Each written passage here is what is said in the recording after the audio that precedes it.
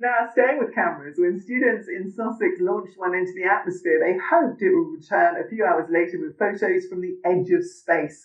But their hopes were dashed when they lost track of it and it landed without trace. But 5 months later, a dog walker stumbled on the device in Woodland, and remarkably, the camera had worked perfectly, capturing stunning images. Malcolm Shaw has the story.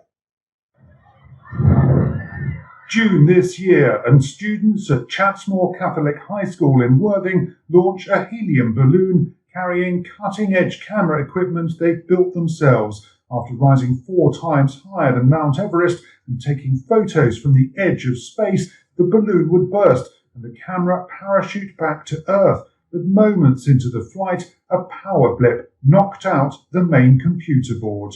All the sensors that were linked to it recording into a database file. None of that was working effectively, including our radio tracker, which was obviously vital to keeping track of it. Desperate to recover the camera, students and teachers searched the area they predicted it would land, but drew a blank. A local priest, who's also a pilot, flew them over the drop zone. Still nothing. But 5 months later, they were called to the home of Simon Best, who'd been walking his dogs near Petworth and noticed something strange stuck in the undergrowth. I just noticed a white box in a tree. It's got a bit yellow now.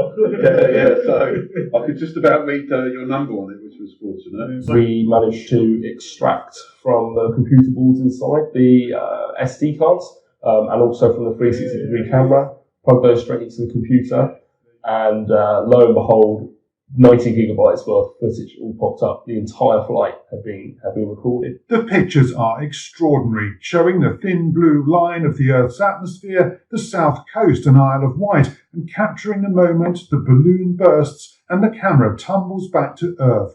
Children from St Wilfrid's School able to watch in 360-degree video via a special headset.